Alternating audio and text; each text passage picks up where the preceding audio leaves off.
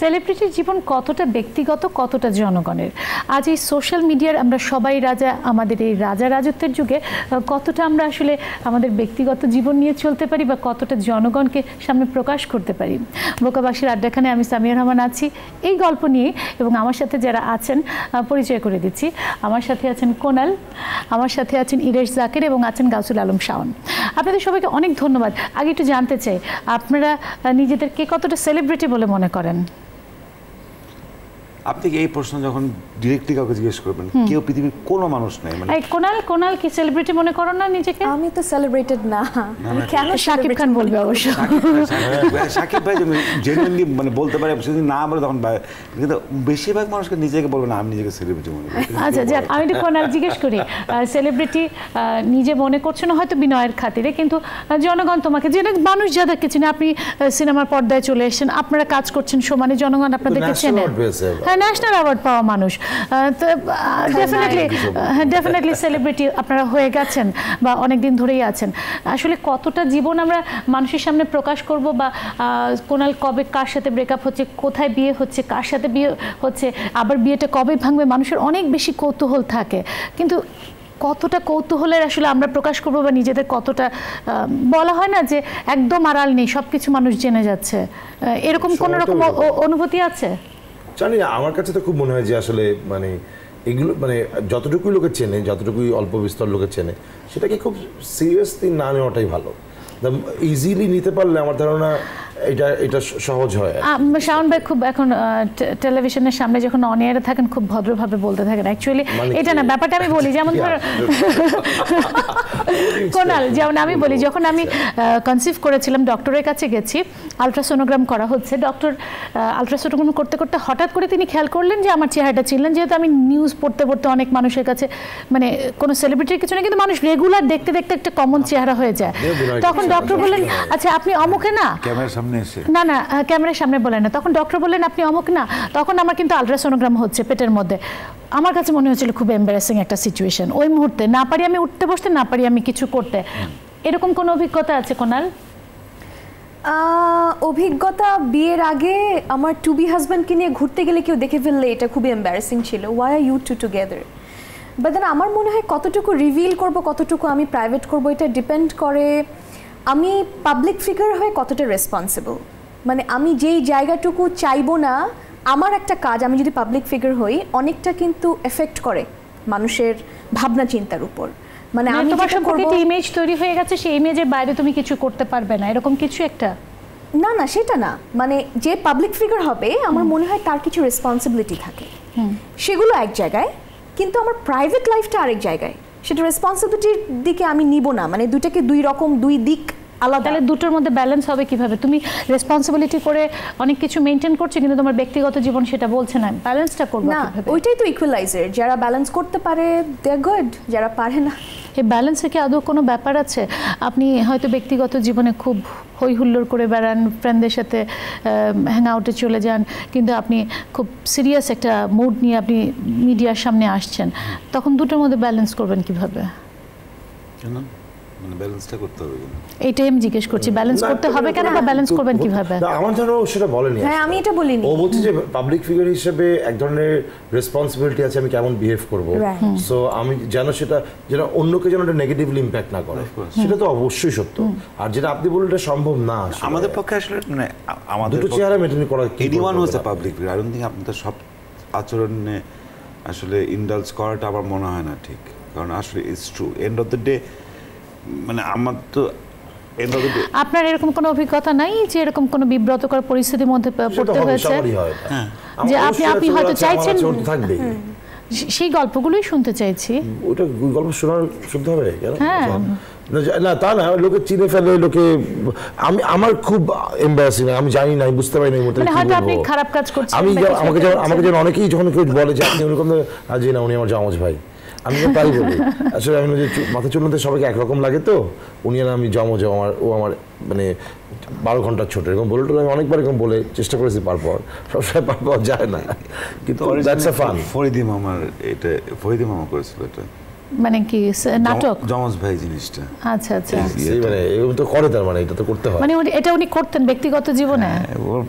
অনেক সময় ভালো লাগতো না, আসলে ভালো লাগে না, অনেক সময় বিরক্তিকর লাগে, আবার অনেক সময় অনেক সুবিধা পাওয়া যায়। এটাই আমি বলছি যে বিরক্তিকর আমি লাগে, কখনো অনেক সময় সুবিধা নাকি পাইনি। সুবিধা না, পাওয়া আমি সুবিধা যায়। পেয়েছি আচ্ছা, আমি বুঝি না তোরা মানে আসলেই সেলিব্রিটি, আমি না আসলেই না, আমি জীবনে কোনো সুবিধা পাইনি এগুলোর কারণে। আপনার কাছে মানে সেলসম্যান বেশি দাম রাখছে বা কোনো রকম কোনো এক্সট্রা ফ্যাসিলিটি কোনো দিচ্ছে না? সুবিধা পাইনি, খুবই কম সুবিধা পাইছি আমি জীবনে। অসুবিধাটা কি এটা পেয়েছেন? আসলে আমার ধারণা তোর এক ধরনের একটা কি বলবো, তুই আসলে আরো চাস, সেটাই তো লোভী। You are very demanding and লোভী, লোভী। না, সুবিধাটা কি? একটা সম্মান পাওয়া, সেটাই তো না সুবিধা। হচ্ছে কোথাও মনে করেন একটা ইয়ে লাইনে দাঁড়াতে হলো নাকি কোথাও।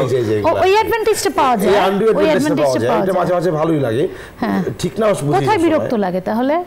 বিরক্ত লাগে যখন আপনি তো সবসময় একরকম মুডে নাই, you are not in the right frame of mind. হতেই পারে, আমাদের নানা রকম কাজ আছে, স্পেশালি ও তো গান করে, কিন্তু আমরা তো চাকরি করি, কাজ করি, আবার সিনেমা টিনেমা বানাই, নানা রকম কিছু আছে। সো আপনি সবসময় ঠিক মুডে থাকবেন না, এটাই স্বাভাবিক, থাকার কথাও না সবসময়। ওই সময় যদি এসে কেউ একটু বিরক্ত করে, একটু বেশি, তখন অনেক সময় এক্সপেক্ট করে যে we will always be ready, কিন্তু তা তো না। এটা কি হয়, এটা তো আর এখন তো সেলফি কালচার হয়ে গেছে, দোকানে গেলে, অফিসে গেলে, ইউনিভার্সিটিতে গেলে সব জায়গায় সেলফি। ওই মুহূর্তে আমি পরিস্থিতিতে আছি কিনা এটা কেউ বোঝার সবচেয়ে ক্ষমতা বাজে নেই। হচ্ছে কোনটা জানেন তো, যখন না বললে সেলফি তুলতে দেওয়ার চেষ্টা করে, আমার খুবই রাগ হয়ে যায়। মানে how can you do that? আপনি বলে ছবিটা তোলেন, পাশে দাঁড়িয়ে এমন করা শুরু এখন তো করে দিল ফ্ল্যাশে কেউ। চোখে প্রবলেম হয়, নো ইটস না, সেলফি ফ্ল্যাশের খুব একটা প্রবলেম নাই, কিন্তু আমার হয় চোখে সমস্যা। কিন্তু এই যে মানে মানুষ যে আপনাদেরকে চাইছে, হ্যাঁ, সেলিব্রিটি হিসেবে বা পাবলিক ফিগার হিসেবে বা পছন্দের মানুষ হিসেবে, কিন্তু আপনার মুডটা নেই। বিশেষ করে আমি যদি এখন সোশ্যাল মিডিয়ার কথা বলি, আমার বেশিরভাগ এফেক্ট হয় সোশ্যাল মিডিয়াতে। আমার পাবলিকলি না, অনেস্টলি যখন মানুষ ছবিটা তুলছে, এমনিতেও যে আমি যে খুব এত জনপ্রিয় সেরকম না। আমার কোনো পাবলিক জায়গায় গেলে 10-15 জন 20 জন যদি আমার সাথে ছবি তুলছে, I think it's an honour. কারণ তাদের বসে বসে তারা আমার নাটক দেখতেছে, যে মানে আছে না, that's what sustains our a celebrity Exactly, art, exactly, whatever we say. exactly. সেই জায়গা থেকে সোশ্যাল মিডিয়া আমার কাছে মনে হয় জিনিসটা অনেক বেশি, মানে আমি যেমনি আই হ্যাভ স্টপড, একদম practically stop writing anything on Facebook. আমি শেয়ার করি না কিছু ফেসবুকে, আমি কেন ওটার বিপক্ষে এত বেশি বাজে কমেন্ট আসে? কারণ যে কোনো কিছু আপনি দেখেন, আপনি ইভেন সাকিবের রিসেন্টলি একটা নর্মাল একটা ছবি বউ বাচ্চার সাথে, ওখানে Shakib Al Hasan, who is the biggest celebrity in Bangladesh, মানে the most popular person, popular বলে না, বাংলাদেশকে সে তুলে ধরছে, এটা আমাদের গর্বের ব্যাপার। বিলাভেড, মানে বাংলাদেশে আপনি I am sure there are And they are so sweet couple. Lakh কোটি মানুষ যারা would give their lives for Shakib.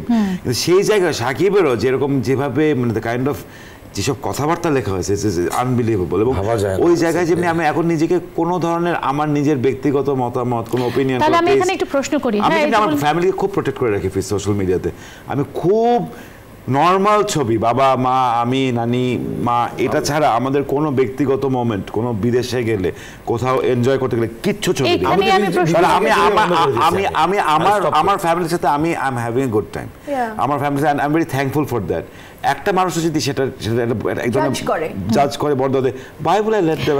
তাহলে এখানে আমার প্রশ্ন আছে, সোশ্যাল মিডিয়াটা তো আমার নিজের, মানে এটা আমার ফেসবুক, আমার ডায়েরি, তাই না? It's almost a diary. It's not আমার ডায়েরি, সেটা আপনি ডায়েরি রাখেন। পাবলিক করা থাকলে তো পাবলিক করা থাকে তো পাবলিক, এটা সোশ্যাল মিডিয়াতে আপনি একা না। তার মানে আমি এমন কিছুই দিতে, মানে এমন কিছু বলতে আমি দিতে পারবো না, যাদের চামড়া মোটা আছে তারা সবকিছু দিতে পারবে, আমি পারি না। আমার জন্য it's become a very stifling situation for me. তার মানে এখানেই আমি প্রশ্নটা করেছিলাম যে আসলে আপনার জীবন কতটা ব্যক্তিগত বা কতটা জনগণের হওয়া উচিত বা হতে পারে। সোশ্যাল মিডিয়াতে আমি সোশ্যাল মিডিয়াতে যাওয়ার পর তো আমার জীবনটা ব্যক্তিগত হওয়া, আমি তো ধরেই নিচ্ছি যে আমার জীবনটা ব্যক্তিগত নয়, ভেবেই তো আমি যাচ্ছি, ভেবেই যাচ্ছি, ঢুকছি ওখানে। আমি বললাম যে বেসিক্যালি অবসর বদলও করে যে ওখানে মানুষ এত ধরনের ভিট্রুয়াল, এত ধরনের নিন্দা, এত ধরনের খারাপ, এত ধরনের নিন্দা, এত ধরনের কুৎসা যখন আমরা সামনাসামনি মানুষটাকে পাই। আপনার নাটক দেখলাম, নাটকটা খুব বাজে হয়েছে, আপনি অভিনয় একদম পারেন না, কাজের সমালোচনা যতটা না হয় তার চাইতে এটা হোক, এটা নিয়ে কোনো মানে অসুবিধা আছে, খারাপ লাগবে তো শুনতে, কিন্তু দ্যাটস ফাইন। কিন্তু আমি আমার মার ছবি দিলাম, আমার মাকে একটা বেশ্যা বলা হলো, এটা তো ভালো লাগে না দেখতে। একটা কমেন্ট করে দেয় ওখানে এটার কোনো আসলে এটা কোনো বর্ডার নাই, মানে যে আপনি কেউ যদি বলে ফেলে আপনি তো বলাটা থামাতে পারবেন না। সো আপনার ও যেটা করে বলছে আর কি, যে তার চেয়ে আমি আসলে ওইসব জিনিসে ঢুকবোই না। তো ব্যাপারটা ওরকম আর কি। তো তার মানে আমি মানুষের দ্বারা হ্যারাস হচ্ছি বা মানুষ আমাকে যে কোনোভাবে কুৎসা করতে পারে সোশ্যাল মিডিয়াতে, যে কোনো মানুষ যেহেতু আছে সেই জন্য আগে থেকে আমি প্রোটেক্টেড হয়ে যাবো, আমার লাইফকে আমি নিয়ন্ত্রিত করে ফেলবো? না, জীবন এটা আপনি কতটা ম্যানেজ করতে পারেন। দেখেন আজকে সাকিব নিশ্চয়ই, ও সাকিব আমি যতদূর জানি সাকিব আল হাসান সে তার ওই ফেসবুকে ঢুকেও না। সো ও যখন ছবি দেয় ও কত 80 লাখ লাইক পায়, 5000 মানুষ খুব ভালো কথা বলে, 3000 মানুষ খুব বাজে কথা বলে, এবং যারা বাজে কথা বলে তার সংখ্যা কিন্তু এত বেশি না, তারা বলে। তার মানে আমাদের আসলে দুঃখ পাওয়ার কিছু নেই, সাকিব আল হাসানের যখন নিন্দা হতে পারে তাহলে যে কারণে নিন্দা হতে পারে। এবং ওর যেভাবে আমি যতদূর জানি ও যেভাবে এটা নিয়ে ডিল করেছে, ওর ফেসবুকে নোট চেকই করে না। উনি মাঝে মাঝে মানে মাঝে মাঝে ঢোকেন। কিন্তু আমার একটা বিষয় জানার আছে, এই যুগে মানুষ তাহলে এত বেশি অসহিষ্ণু হয়ে যাচ্ছে, কোনো এত বেশি নিন্দা করছে কেন? হয়ে যাচ্ছে না, আমি আপনাকে বলি, এটা চিন্তা করলে ভয় লাগে। আপনি আপনার নিউজ ফ্লোরে যান, আপনার নিউজ ফ্লোরে যদি 20 জন মানুষ থাকে, তার মধ্যে অ্যাটলিস্ট 2 জন মানুষ আছে যে প্রত্যেকদিন আপনি আসার মাত্রই আপনাকে মনে মনে অনেক কুৎসিত গালি দেয় এবং আপনার ব্যাপারে অনেক কুৎসিত চিন্তা করে। হ্যাঁ, কিন্তু আমাদের সমস্যা হয়ে গেছে যে, সমস্যা না, ভালো জিনিস যেটা এটা কি সোসাইটির বর্তমান ট্রেন্ড নাকি সবসময় ছিল? সোসাইটিতে সবসময় 10% মানুষ আমার প্রকাশ করার সুযোগটা ঘটেছে, 10% মানুষ সাইকোটিক থাকবে, কিন্তু সে কখনো দাঁড়ায় ওখানে বলতে পারবে না আপনাকে যেসব কুৎসিত চিন্তা তার মাথায় যাচ্ছে, সেটা তো সবার সামনে সে দাঁড়ায় বলতে পারবে না। সোশ্যাল মিডিয়াতে বলতে, সোশ্যাল মিডিয়াতে সমস্যা হচ্ছে যে, মানে যেটা সমস্যা না, সোশ্যাল মিডিয়াতে অ্যালাউ করছে সেটা হচ্ছে যে ওর বাসায় গাইবান্ধব থেকে ও বলতেছে যে ইরেশ একটা প্যাপ। হ্যাঁ, কেউ ওকে, ওর তো আমাকে ফেস করতে হচ্ছে না, 10টা মানুষকে ফেস করতে হচ্ছে না।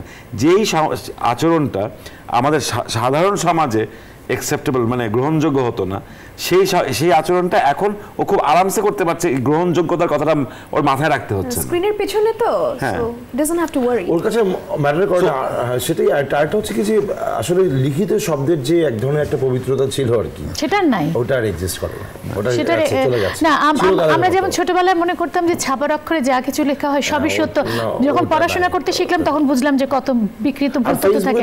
আর ফেসবুক তো একেবারেই পুরো, মানে গুগলেও তো আপনি যদি ইনফরমেশন সার্চ করেন কয়টা সত্যি আছে আমাকে আবার ক্রস চেক করতে হয়। নতুন একটা রিয়ালিটি আমাদের সামনে দেখবেন, আপনি মনে করে দেখবেন, আমি এখনই বলতে পারি আছে যে আজ থেকে 2-3-4 বছর আগেও কিন্তু এই ইন্টারনেটে যে কোনো কিছু থেকে আমরা সত্য বলে মেনে নিতাম, এখন সেটা আমরা নেই না। আমরাও বুঝতে উঠেছি, বিশ্বাস করতে যে সব আসলে সত্য না।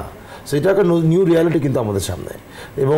এবং মজা হচ্ছে কি যে, যেটা ও বলছিল একটু আগে, যে আপনি চাইলেই আসলে যেহেতু প্রাইভেট আর পাবলিক আলাদা করতে পারবেন না, সুতরাং আপনি কতটুকুকে পাবলিক করতে চান আর কতটুকু চান না সেটা আপনার কাছে আসলে আপনাকে। আমি একটা বিরতি নিয়ে আসছি, কারণ আমার এখানে একটা প্রশ্ন আছে আপনাদের কাছে যে প্রতিটা মানুষ তো ইন্ডিভিজুয়াল, আমাদের সময় সুযোগ বা পরিবেশ বা শিক্ষার অভাবে আমরা অনেক সময় নিজেকে এক্সপোজ করতে পারি না। আপনারা যারা লাইমলাইটে এসেছেন তারাই শুধুমাত্র মানুষের সামনে তুলে ধরতে পারেন, কিন্তু প্রত্যেকটা মানুষেরই ইচ্ছে আছে কিছু শো অফ করার বা কারো না কারোর সামনে নিজেকে তুলে ধরে।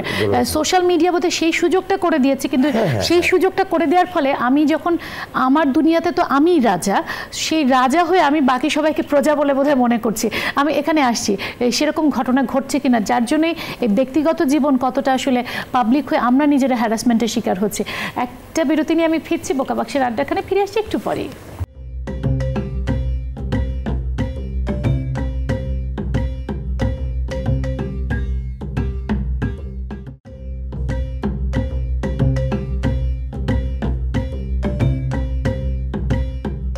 দেখছেন বোকা বাক্সের আড্ডাখানা। আলোচনা করছিলাম না, আসলে আড্ডাই দিচ্ছিলাম যে আমার জীবন আমার কতটা ব্যক্তিগত কতটা জনগণের। যদিও আমার অতিথিরা খুব সিরিয়াস কথা বলছেন, না কিছু বলতে হবে না। যেমন ইরেশ ভাই, যদি আপনি চিন্তা করেন আপনার জীবন, আপনি যদি এখন কারোর সাথে সম্পর্কে জড়িত থাকেন এবং আপনার সম্পর্কে মানে এই ফেসবুকের কারণে বাইরে যাবো কাউকে নিয়ে, যেটা কোনালকে ফেস করতে হয়েছে, ফেস করতে হয়েছে। কোনাল সমস্যা হচ্ছে, কোনাল ম্যানেজ করে ফেলছে, কারণ ওর যে সাংবাদিক ছিল উনি ওই community member. Probably. I think that was এটা একটা পার্ট অফ কোনালের ক্ষেত্রে যেটা পরিণতিতে পৌঁছেছে, এর চাকরি যেটা পরিণতিতে পৌঁছাবে এমন কোনো গ্যারান্টি দেওয়া যাচ্ছে না। এটাও একটা বড় সমস্যা, এইটাও একটা মানে আমাদের বন্ধুর ব্যাপার। এটা আমাদের একটা আমি একটা যেমন রিসেন্টলি একটা এক্সাম্পল টানি, যেটা আপন জুয়েলার্সকে নিয়ে হলো বিভিন্ন, তারপরে ওই ছেলেদের সাথে যা কার সেলফি দেখা গেছে সেটা নিয়ে তাদেরকে আবার অভিযুক্ত করা হচ্ছে। এটা আসলে আমাদের একটা ট্রেন্ড হয়ে দাঁড়িয়েছে। সেলফিতে এখন যে জানেন, আমার মনে হয় যে সোশ্যাল মিডিয়াতে আমি কেমনভাবে বিহেভ করব এটা আসলে তো এটার এখন একটা নীতিমালা আমাকে বিয়ে করা শিখতে হবে। নীতিমালা তো লিখিতভাবে করে সম্ভব না, কিন্তু একটা বিহেভিয়ারাল একটা শিষ্টতার জায়গা তৈরি করতেই হবে টুডে অর টুমরো। দেখেন আপনি এখন একটা বইমেলায় গেলে, হ্যাঁ, বইমেলায় গিয়ে আপনি কি করবেন না, এটা তো কেউ তো লিখে দেয় না যে মদ খেয়ে আপনি সব স্টলে গিয়ে একবার করে বমি করতে পারবেন না। তখন সেটা পাগল বলবে, এটা তো কোথাও লেখা নাই। কিন্তু এই কোডগুলা সোসাইটিতে আস্তে আস্তে তৈরি হয়েছে। আপনার ছোটবেলা থেকে তাহলে আমি একটা গল্প বলি। হ্যাঁ, ফেসবুকের ক্ষেত্রে, সোশ্যাল মিডিয়ার ক্ষেত্রে আমরা মনে হয় এগুলো জিনিসগুলো খুব স্থূল টাইপের গল্প, কিন্তু আমি যেটা একটু আগে বলছিলাম ওনাদেরকে, আমার ইয়েতে ফোনে ইমোটা ডাউনলোড করা মাত্র আমার মানে থার্ড যে কলটা আসলো ভিডিও কল, সেটা হচ্ছে আমার কাজের মেট। এবং আমি ওর কাছে যেয়ে দেখলাম ওর ভাইবার আছে, ওর স্কাইপ আছে, ও ইমো দিয়ে কথা বলে রেগুলার, ওর জিমেইল অ্যাকাউন্ট আছে, ওর ফেসবুক আছে, ওর যাবতীয় সব কিছু আছে, কিন্তু মেয়েটা অশিক্ষিত। আমার কাছে এই প্রশ্নটা যে আমরা আসলে কোনো কিছু না জেনে প্রযুক্তিটা ব্যবহার করে ফেলেছি বলে কি আসলে সমস্যাটা? প্রথম কথা হচ্ছে আপনি ডিসক্রিমিনেট করছেন। আপনি প্রথম এক্সাম্পলটা কাজের না না, আমি বলছি শিক্ষা অশিক্ষার ব্যাপারটা। এখন আমাকে এবং অশিক্ষিত, তো শিক্ষিত আচ্ছা আমার হেল্পিং হ্যান্ড। আচ্ছা আপনি আমাকে আপনি এভাবে করে দেখতে পারেন না একটা মেয়েকে। আমি কাউকে দেখছি না, আমি বলছি একটা যখন 15 বছরের মেয়ে, সে কিছুই জানে না, কিছু জানে না বলতে আমি বোঝাচ্ছি সে পড়াশোনা জানে না, তাকে বহুবার স্কুলে ভর্তি করানো হয়েছিল, সে করেনি, এখন তো 15-16 বছর হয়ে গেছে। জুকারবার্গ হার্ভার্ড থেকে পাস করে, হ্যাঁ, এটা বলে এটা তো সেখানে আমার প্রশ্ন, সবার কাছে প্রযুক্তি চলে গেছে কিন্তু সে জানে না স্কাইপ বানানটাও সে করতে পারে না, সে ভাইবার বানানটাও করতে পারে না। এটা জানতে হবে, বুঝতে হবে। কেন দেখেন বাংলা জানতে হবে না, বুঝতে হবে না বলে এখন ব্যাপার সেটা আস্তে আস্তে শিক্ষিত করতে হবে মানুষকে। রুচির ব্যাপারটা, রুচির ব্যাপারটা আপনি you can't non democratize development because আপনি অ্যাজ এ সোসাইটি সেটাকে ম্যানেজ করতে পারতেছেন না। তার মানে কি আজকে তাহলে তো আমি তাহলে বলতে পারি তাহলে মানুষের এত টাকা দরকার কি? মানুষ টাকা যেহেতু অনেক টাকা হয়ে গেল, কি ধরনের কাপড় চোপড় পড়ছে, কোনো রুচি। আচ্ছা তাহলে আমাদের এখনকার সোসাইটির বাস্তবতাটা কি আপনাদের কাছে শুনি? এখনকার সোসাইটিটা you have to work on it. কোনো কিছু প্যানিক করলে চলবে না। যে আমাদের যদি মনে হয় যে ফেসবুকে মানুষ নিজেকে কিভাবে আচরণ করতে হয়, কিভাবে নিজেদেরকে, ফেসবুক বাদ দেন, আমার সোসাইটি এখন কি রকম? না আপনি যেটা বলছেন সেটা খুব দেখেন, মানে টেকনোলজির ক্ষেত্রে লিপফ্রগিং হবে, এটা আপনি থামাতে পারবেন না। লিপফ্রগ হয় এটা, আপনি টাকা আপনার অনেক কিছু হয়নি কিন্তু টেকনোলজি এগিয়ে যাবে, এটা হয়েছে বিকজ পৃথিবীটা এখন এরকম কানেক্টেড, এটা বলে থাকেন। সেকেন্ড কথা হচ্ছে গিয়ে আপনি এমন একটা সোসাইটিতে বাস করেন যেখানে যে দেশের 65% উপর পপুলেশনের বয়স 35-এর নিচে, এটা ইয়াং দৌড়ানো। আমি একটা গবেষণা দেখলাম যেখানে আমাদের ইন্টারনেট ব্যবহারকারীর সংখ্যা 13%, 2016 গবেষণা। এখনো কিন্তু ইন্টারনেট সবার কাছে পৌঁছায়নি আসলে। এই 13% এটা অনেক পুরানো ফিগার, এটা অলরেডি পেনিট্রেশন 2016 হিসাব বলছে, 16 শুরুর দিকে হিসাব, এবং পেনিট্রেশন এত এক্সপোনেনশিয়ালি বাড়ছে। প্রবাবলি আমরা এখন more we are closer to 20 to 22%। আমার ধারণা 20% উপরে আমরা, আমারও পার্সোনালি ওপিনিয়ন তাই। এবং আমার কাছে যেটা মনে হয় সেটা বলছিলাম আপনাকে, যে মানুষ যখন আগে টাকা হয়ে যাবে, দেখেন ইউরোপ কিভাবে করেছে, আগে কালচারাল রেভলিউশন হয়েছে, রেনেসাঁ হয়েছে, তারপরে ইন্ডাস্ট্রিয়াল রেভলিউশন হয়েছে। এরকমভাবে নিয়ম মেনে সবসময় যে হবে, আপনি ওইটাতে অভ্যস্ত হয়ে পড়েছেন, পৃথিবীর ইতিহাস যেভাবে করে দেখেছেন, সেটা আপনাদের সব এর কোনো মানে নেই আসলে। এখন এটাতে আগের লোকের টাকা হয়ে যাবে, এরপর লোকের আমেরিকায় বলা যেতে পারে যে হয়তো এই এভলিউশনটা ঠিক উল্টা ছিল। First they made the money, ওখানে আমেরিকা থেকে সব সময় জন্য ইউরোপিয়ানরা হাসাহাসি করে যে ওদের তো অতটা ক্লাস নাই, এটা নাই। কিন্তু আমেরিকাতে seeds of learning and culture in the world. ডিসক্রিমিনেশনের ব্যাপার আমি জানতে চাচ্ছি যে এই যেটা আপনি করে থাকেন, আমি কি করছি ডিসক্রিমিনেশন? আমি কোনো ক্লাস ডিসক্রিমিনেশন করছি না। আমি জানতে চাইছি যে এই যে আমি জানতে চাইছি, আমি জানতে চাইছি এই যে সোশ্যাল মিডিয়াতে বা আপনাদের ব্যক্তিগত জীবনে যে বাইরের যে আক্রমণগুলো আসছে, আপনার মা সম্পর্কে বলা হচ্ছে বা যে কারো সম্পর্কে বলা হচ্ছে, সেটা কি আমাদের রুচির সমস্যা নাকি সেটা আমাদের আসলে শিক্ষার অভাব? কোনটা? দুটোই দুরকম। তাহলে সেই ব্যাপারটাই চলে আসে না যেটা আমি এতক্ষণ ধরে বলছিলাম যে আমরা প্রযুক্তি ব্যবহার করা শুরু করেছি প্রযুক্তির কার্যকারিতা সম্পর্কে না জেনে। বেসিক্যালি when আপনি যখন because this is the fourth industrial revolution, right? Fourth industrial revolution. Industrial revolution যখনই হবে তখনই it is impossible যে যারা ব্যবহার করছে, আমরা যারা কনজিউমার, তারা আগে এটা ব্যবহার করা, মানে এটার কালচারাল সাইডটা শিখবো, তারপরে আমরা এটা ব্যবহার করব। আমি কোনালকে বলার কিছু সুযোগই দিচ্ছি না, এই দুজন শুধু কথাই বলে যাচ্ছে। কোনাল কি বলবেন? কি ব্যাপারে এতগুলো ব্যাপারে এখানে ডিসকাশন হলো আসলে? না, এটা বলছি যে আমরা প্রযুক্তি আমাদের হাতের মুঠোয় চলে এসেছে। আগে যেমন ধরো তোমরা সেলিব্রিটিটা ছিল, তোমরা যখন বাইরে যেতে মানুষের কিছুটা নাগাল পেতে, ভক্তরা হয়তো ধারে কাছে আসতো, এখন ভক্তরা চাইলেই তোমাদের ধারে কাছে আসতে পারছে। এবং তোমার যে ব্যক্তিগত জীবনের ব্যাপারটা বলছিলাম, সেই ব্যক্তিগত জীবনটা আরো বেশি ব্যক্তিগত থাকছে না, কারণ ভক্তদের অ্যাক্সেসটা আছে। এবং এই ভক্তদের কাছে প্রযুক্তিটা চলে গেছে, সে যেই মানুষটাই হোক না কেন, তারা বলছিলাম যে নানা রকম গালিগালাজ শুনতে হয়, তোমাকেও নিশ্চয়ই শুনতে হয়েছে। সে বিশেষ করে আমরা যারা পলিটিক্স নিয়ে কথা বলি তাদের তো আরও বেশি শুনতে হয়। এই গালিগালাজগুলো যখন আসছে, তার মানে ওই যে যেটি বলছিলাম যে আমরা সবাই রাজা, আমাদের এই রাজা রাজত্বে এত বড় একটা বিশাল জনগোষ্ঠী প্রযুক্তি আমরা ব্যবহার করছি, কিন্তু প্রযুক্তিটা সম্পর্কে না জেনেই ব্যবহার করছি। হাতের মুঠোয় পেয়েছি, আমি যা খুশি মনে ছেড়ে দিচ্ছি। উনি যেটা বললেন যে আমি অফিসে ঢুকা মাত্র 2-3 জন গালি দেয়, সেই মনে মনে গালি দেয়, সেই গালিটা প্রকাশের সুযোগ পেয়েছে। ব্যাপারটা কি তাই? হ্যাঁ, তাই তো। আর প্রথমত হচ্ছে প্রযুক্তি তো কোনোদিনও ধামাচাপা দিয়ে রাখা যাবে না, মানে you don't know the language তুমি ইউজ করতে পারো, we can never do that. এখন তো সবাই গ্রামেও গ্যাসের চুলাই ইউজ করে, এখন তো মাটির চুলা নাই। তো ফার্স্ট অফ অল হচ্ছে টেকনোলজি কোনোদিনও ব্যারিয়ার দিয়ে টেকনোলজিকে বাধা রাখা যাবে না, সবার কাছেই যাবে, টেকনোলজি তো পৌঁছবে। তো এখন যে ল্যাঙ্গুয়েজ জানে না, সে আজকে জানে না, কিন্তু এই ফেসবুকটা ইউজ করতে গিয়ে ঠিকই সে একটা বই কিনে, যে ভাইয়া যে বললো যে বই কিনতে পাওয়া যায়, বই কিনে, হ্যাঁ এসএমএস শেখার বই পাওয়া যায়, ওই বই কিনে কিন্তু শিখে, মানে কিভাবে বাংলাতে ইংরেজি ফন্টে লেখা যায়, হয়ে গেছে, ইটস ডান। এটা উনি বানিয়ে আছে। আর কি যন্ত্রণা, স্ট্যাটাস কিভাবে লিখতে হয় বই আছে, এরকম বই আছে, স্ট্যাটাসের কম্পিলেশনের। আমরা নেক্সট একটা আমাদের এক বন্ধু স্ট্যাটাসে বই বের করছি আমরা, এই যে মানে ওনার স্ট্যাটাস না ভাস্কর আবেদিনের নির্বাচিত স্ট্যাটাস, আমাদের ফ্রেন্ড আছে, এটা আমি। ও আচ্ছা, তাহলে এখানে আরেকটা প্রসঙ্গ তুলতে চাই। এই যে এই সোশ্যাল মিডিয়ার যুগে এখন আপনাদের সেলিব্রিটি ছাড়াও ফেসবুক সেলিব্রিটি হয়ে গেছে, এবং তাদের লাখে লাখে তাদের ভক্ত সংখ্যা চলে গেছে। এই সেলিব্রিটিগুলোকে আসলে কিভাবে ডিফাইন করবেন? এদের কিন্তু অনেক বড় রেসপন্সিবিলিটি ফ্র্যাঙ্কলি। আবার যদি একটা যে ফেসবুক সেলিব্রিটি, তার যদি 2 লক্ষ ফলোয়ার থাকে, আর সেই যদি একটা ঠিকঠাক কথা লিখতে পারে এবং over a period of time সে যদি ঠিকঠাক কথাগুলো বলতে থাকে, তাহলে কিন্তু ওই মানুষগুলোর মনন কিন্তু সেই তৈরি করছে একটা বড় অংশ জুড়ে আর কি। সো এটা কিন্তু একটা বড় রেসপন্সিবিলিটি, ছোট করে দেখা ঠিক না। প্রবলেম হয়ে গেছে যে এখানে ওদের জন্য আমার যে চ্যালেঞ্জ যেটা মনে হয় যে ওদের কাজ হয়ে দাঁড়িয়েছে এখন প্রত্যেক দিন মানুষের জন্য কিছু কনজিউমেবল আইটেম দেখা। কারণ in social media content unlike cinematic content বা অফলাইন মিডিয়া কন্টেন্ট, যে আপনার সারাক্ষণ কিছু না কিছু আপডেট। আপনি সোশ্যাল মিডিয়া আপনি যখন ডিজিটালি নিউজ পড়েন, আপনি কিন্তু অনেক বেশি ইউ লুক ফর আপডেটস। আমরা কিন্তু আগে যখন নিউজ পেপারে পড়তাম, একদিন হেডলাইন, পরের দিন হেডলাইন, 24 ঘন্টার মধ্যে আর কোনো নিউজ নাই। কিন্তু সোশ্যাল মিডিয়া আমরা যখন ডিজিটালি নিউজ পড়তে যাই, তখন কিন্তু আমরা 2 ঘন্টা পর যখন নিউজে যাই, আমরা বিডি নিউজ থেকে কিন্তু আমরা একটা আমি একটু জানতে চাই, আমাদেরকে আসলে এতটা সময় আছে বসে বসে ফেসবুকে ঢুকে কাজ করা? বা নিশ্চয়ই আছে, সবাই করছে কেন? সবাই তো করছে। ট্রাফিক জ্যামে যখন বসে আছেন তখন, ও আচ্ছা, হ্যাঁ 2 ঘন্টা ট্রাফিক জ্যাম তো আমরা এমনি পেয়ে যাই। কিন্তু এই ফেসবুক সেলিব্রিটির ব্যাপারে একটা প্রশ্ন আছে।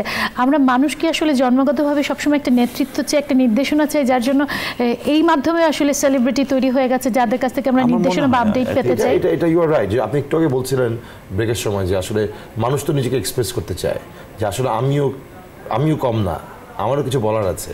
এটা যখন আমি একটা ফেসবুকের মধ্যে মিডিয়া পেয়ে যাই, যেখানে আমি আসলে এক্সপ্রেস করতে পারি আমার মতো করে আমারটা, এবং আমার মনে হয় যে এটা দেখলে অনেকের ইন্টারেস্টিং লাগতে পারে, সেটা তো হতেই পারে। এটা তো হওয়া অস্বাভাবিক কিছু না, খুবই এক্সপ্রেশনিস্ট একটা ব্যাপার যদিও, এটা তো সত্যি। আমি একটা বিরতি নিয়ে আমি আবারও ফিরছি, আবার এই আড্ডায় একটা বিরতি নিচ্ছি এখন।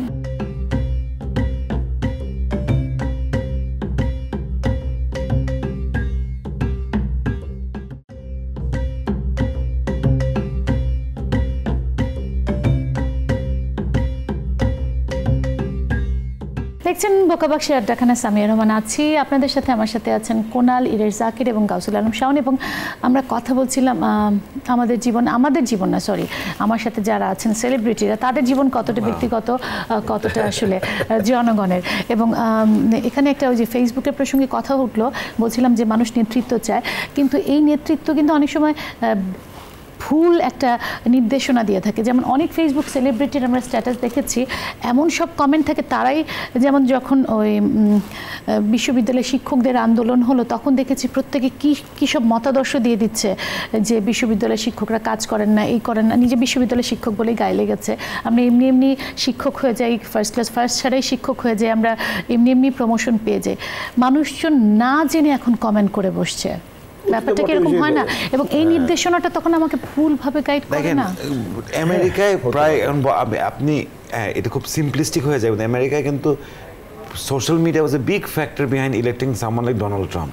তো আমেরিকার মতো শিক্ষিত দেশে, যেখানে 3500 ইউনিভার্সিটি, সেখানে যদি সোশ্যাল মিডিয়ার কারণে ডোনাল্ড ট্রাম্প ইলেকশন হতে পারে, তবে আমাদের এখানে তো এটা তো তাহলে আমাদের নেক্সট আমাদের ভবিষ্যৎ বা আমাদের জীবনকে কি আসলে সোশ্যাল মিডিয়া নিয়ন্ত্রণ করবে আপনাদের ব্যক্তিগত এবং সেখান থেকে একটা ওই মিডিয়ার কিভাবে প্রভাব ফেলবে, ওই মিডিয়া কীরকম আমাদের পুরো সমাজের উপর, আমাদের রাজনীতির উপর, আমাদের সংস্কৃতির উপর, আমাদের ধর্মের উপর কী প্রভাবটা ফেলবে, এটাও কিন্তু আমরা নিজেরা আবার আমার মনে হয় আমরা যদি একদম পুরো ধ্বংসাত্মক না হয়ে যাই, তাহলে আমরা এক ধরনের নিয়ম এটার মধ্যেই খুঁজে বের করবো। একটা কথা অনেকে বলে থাকেন, আমি জানি না আপনারা কতটা মানবেন, কুনাল হয়তো ভালো বলতে পারবে, আপনাদের চেয়ে বেশি বড় সেলিব্রিটি বলে মনে করছি, যদি মানে ওকে যেহেতু মানুষ বেশি চেনে, আপনাদেরও চেনে, ওকে চিনে, আরো মানে এত চমৎকার গান গায়, দেখতে সুন্দর, সবকিছু মিলিয়ে ওটাই করে, ওটাই তো দ্যাটস আ জব। একটা বিষয় একটু জানতে চাচ্ছি, অনেকে বলে থাকেন যে সেলিব্রিটিরা আসলে ব্যক্তিগত জীবনে তারা যেহেতু সমাজ মানে তারা তাদের কাজটা করেন, কিন্তু একটা সময় যখন পরিচিতি পেয়ে যান তখন তারা একটু জনগণ থেকে দূরে চলে যান, যেমন আমাদের পলিটিশিয়ানদের ব্যাপারে আমরা বলে থাকি, তারা অনেকটা অ্যালুফ হয়ে যান, তাই তারা জনগণ কি চায় বা না চায় সেটা বোঝে না। এই সোশ্যাল মিডিয়াটা তাদের একটা সুযোগ করে দিয়েছে পাবলিক ফোরামে নিজেদেরকে তুলে ধরার, মানে সরাসরি পাবলিকের সাথে যেহেতু তাদের এখন আর কোনো অ্যাটাচমেন্ট নাই, এই সোশ্যাল মিডিয়াটা তুলে ধরেছে। এই কথাটা কি মানো তুমি যে সেলিব্রিটিটা আসলে কিছুটা একাকিত্বে ভোগে, কারণ তাদের মানে সেই জনগণ থেকে বন্ধুত্বটা একটু দূরে চলে যায়, এটা কি মানো? এটা অনেকে বলে থাকেন। তো আমি বলবো না, কিন্তু হ্যাঁ, যারা অনেক বেশি সেলিব্রেটেড কিংবা পপুলার কিংবা পাবলিক ফিগার্স বা স্ক্রিনে যাদের একসময় অনেক বেশি পদচারণা ছিল, তারা হঠাৎ যখন সেই অ্যাটেনশনটা না পায়, স্টারডমটা চলে যায় যখন, ওই অ্যাটেনশনটা যদি না পায়, এটা সাইকোলজিক্যালি একটু ডাউন থাকবে, এটা খুবই স্বাভাবিক, এটা হিউম্যান নেচার। কিন্তু ইদানিং আমি আমার আইডল যিনি আর কি, রুনা লায়লা ম্যাডাম, তার কিছু পোস্টস আমি দেখি যে ভিউ ফ্রম মাই রুম, এগুলো তো আগে উনি দিতেন না, এগুলো কিন্তু আস্তে আস্তে উনি এখন দিচ্ছেন। এটা একটা এক্সাম্পল যে হোয়াট ইউ সেইং, যে হয়তো এখন যখন পাবলিকের সঙ্গে ইন্টারাকশনটা আগের চেয়ে কম, তখন সোশ্যাল মিডিয়া একটা ওয়ে পাবলিকের সঙ্গে সেই ইন্টারাকশনটা ব্যাক করার। ডেফিনেটলি এটা নট অনলি পাবলিক ফিগার, যে কারোর সাথেই হতে পারে, তাহলে মার সাথেও এটা তাই। তাহলে মানে আমরা যে বলছি যে সেলিব্রিটির জীবন কতটা ব্যক্তিগত বা পাবলিক, আবার সেলিব্রিটিটাই চায় কোনো না কোনোভাবে পাবলিকের কাছে যেতে, সেটা তো মিডিয়ার মাধ্যমে, কাজের মাধ্যমে, এমনিতেও সবসময় তারা প্রচারণা শীর্ষে থাকতে চায়, কিন্তু তারা তাদের ব্যক্তিগত জীবনটাকেও আসলে চায়, না হলে আমার হোটেলের রুমের ভিউ দেখাবো কেন, আমি আমার নতুন মেকআপ গেটআপ দেখাবো কেন? সত্যি না, আমি যেমন চাই না, আমি চাই না, মানে আমি একদম চাই এখন তো একেবারেই চাই। হ্যাভিং সেড দ্যাট আমরা ওনার ফ্যান পেজে দেওয়া না, এটা ওনার পাবলিক প্রোফাইলে দেওয়া। সো নট নেসেসারি যে এটা উনি ওভাবে দিয়েছেন সবাইকে উনি জানাতে চান, ওনার ফেসবুকটাও পাবলিক করা, কিন্তু ওনার ওখানে ফ্রেন্ডস আছে, প্রবাবলি উনি ওনার ফ্রেন্ডসদের জন্য দিয়েছেন, এমন হতে পারে যে উনি হয়তো ডিফারেন্সটা, আমি আমার বাবার ক্ষেত্রে যেটা হয় যে অনেক সময় সে বুঝে না, তাকে অনেক কষ্ট করে বোঝাতে হয়েছে যে তুমি যেটা লিখলে এটা কিন্তু সবাই দেখতে পাচ্ছে, সবাইকে তো তোমার দেখানোর দরকার নেই। মাঝে মধ্যে সে তার স্ট্যাটাসে নিজের ফোন নাম্বার দিয়ে দেয়, যা কেউ জিজ্ঞেস করে যে তো আপনাই তোমার ফ্রেন্ড লিস্টে সবাইকে ট্যাগ করতে, so sometimes they don't understand. So true. আরেকটা জিনিস বলি আপনাকে, সেটা হচ্ছে কি যে আমি জানি না, আমরা যখন রুনার মতো সেলিব্রিটি কথা বলে ফেলি, তখন ব্যাপারটা একদমই আলাদা, অন্যরকম হয়ে গেল। কিন্তু যদি আপনি আমাকে জিজ্ঞেস করেন, যারা আমরা যে ধরনের কাজ করি, ইভেন ও তাই, আমরা যারা একটুখানি ধরেন আমি যেমন লেখালেখি করি, কিংবা আমার এক ধরনের একটা তৈরি করা কোনো কিছু বানানোর জায়গায় যখন পৌঁছাই, আমার কিন্তু সবসময় মনে হয় না যে আমার পাবলিকের সাথে খুব যোগাযোগ থাকতে হবে, মাঝে মাঝে যোগাযোগ না থাকাটা একটা অ্যাডভান্টেজ। হ্যাঁ, অ্যাডভান্টেজ, কিন্তু যখন আমি আমার বইটা আমি অ্যামাজন থেকে বের করতে পারছি, আমি অবশ্যই তখন আমার দিতে ইচ্ছে করে, আমার কাছে মনে হয় যে মানুষ জানো, মার্কেটিং এর জন্য এমনি জানাতে ইচ্ছে করে। প্রপার সেলিব্রিটি যারা, যে মনে করেন আপনি যদি if you follow some of this people like the sport, মানে the Messis of the world, you know Messis or even the Tamims of the world, অথবা আমরা যদি আরিয়ানা গ্রান্ডে হোয়াটএভার, ওরাও কিন্তু মানে ওরাও কিন্তু দ্যাটস অলসো পার্ট অফ, কারণ ওদের সোশ্যাল মিডিয়া প্ল্যাটফর্ম কিন্তু আর ওই ব্যক্তিগত জায়গায় নাই, ওখানে ও ওয়েস্ট ইন্ডিজে গিয়ে ছবি তুলছে, that's absolutely something people want to see. ও কিন্তু ওখানে কে কি কমেন্ট করছে দেখেও নাও, আমাদের জন্য ইজ ভেরি ডিফারেন্ট। আমাদের মনে একটা বিরাট সমস্যা, যে আই থিঙ্ক যে কথাটা আমরা মানে তুলছি না, যেটা উজ্জ্বল থেকে যাচ্ছে, যে এখানে আমাদের এখানে যারা বেশিরভাগ আছে তাদের কাছে আমাদের সোশ্যাল মিডিয়া প্ল্যাটফর্মটা পাবলিক হলেও ইজ সেলফ কন্ট্রোলড। এক্স্যাক্টলি, মানে অ্যাকচুয়াল সেলিব্রিটি সেলফ এখন কন্ট্রোল মানে আপনি আপনারটা নিজের কন্ট্রোল আমি আমারটা কন্ট্রোল করছি। এখনো এক ধরনের ব্যক্তিগত বিষয় আছে, যেমনি যে কারণে আমি ফেসবুকের উপর মানে ইয়ে করে কি বলে অভিমান করে আমি কিন্তু ফেসবুকে কিছু লিখি না। আমি যে আসল সেলিব্রিটি হতাম তাহলে আমার একটা ফেসবুক অফিসিয়াল পেজ থাকতো যেখানে আমি মেনটেন করতো। আমাদের এখন অনেক বেশি ব্যক্তিগত সম্পর্ক আছে মানে সোশ্যাল মিডিয়ার সাথে, মানে যেহেতু আমরা নতুন নতুন আর কি সেজন্য তার হতে জন্য পারে। শুধু না, ব্যক্তিগত ফেসবুকটা আলাদা আর পিআর এর জন্য ইউজ করা সেলিব্রিটি পেজটা আলাদা। আসলে হি ইজ অ্যাবসলিউটলি রাইট, এটাকে পিআর বাট আমরা এখনো সবাই কিন্তু ডিফারেন্সিয়েট করতে পারি। পেজ করা ছাড়া ফেসবুকে আমাদের বেশিরভাগ ফেসবুক সেলিব্রিটি যারা এখন আমি জানি অ্যাক্টিং এর ক্ষেত্রে পিপল লাইক তৌসিফ, সাবিলা, সাফা, ওদের কিন্তু বেশিরভাগ ফেসবুক পেজ কিন্তু এখন অফিসিয়াল পেজ না, দেয়ার পার্সোনাল পেজেস। তো আমরা কিন্তু এখনো এভলিউশনটা ঘটে নাই আমাদের। আমাদের দেশ থেকে তো এখনো অথরাইজও করা যায় না, মানে ওই যে ভেরিফাইডও করা যায় না, ভেরিফাইডও করা এখন যায় না। বন্ধ হয়ে গেছে, আগে করে দিতাম। না, কয়েকজন করেছেন, আপনার হাতে গোনা কয়েকজন, বেশিরভাগ ভেরিফাই করতে পারেনি আসলে। আপনাদের সবাইকে অনেক ধন্যবাদ। আপনাদের জীবন আরো বেশি প্রকাশিত হোক, আরো বেশি জনগণ জানতে পারুক, সেই শুভকামনা রইল। ইনক্লুডিং ইউ আর কি, ইনক্লুডিং ইউ। মানে শুধুমাত্র আমরা দালাল টালাল শব্দগুলো শুনতে চাই না আর কি। শুনতে হবে আপনার, আপনি যেই প্রফেশন আছে আপনার শুনতে হবে, এটা কিছু করার নাই আপনার। না, হয়তো এই রুচি বা বোধের ব্যাপারটা মানুষের একসময় জাগ্রত হবে। প্রত্যাশা করতে কোনো সমস্যা নেই, আশা করতে তো পজিটিভ থাকে আর কি। আপনাদের জন্য অনেক শুভকামনা, আপনাদের জীবন আরো প্রকাশিত হোক। আজকের মধ্যে শেষ করছি বোকা বাক্সে আড্ডাখানা। সবাইকে ধন্যবাদ। সবাই ভালো থাকবে না।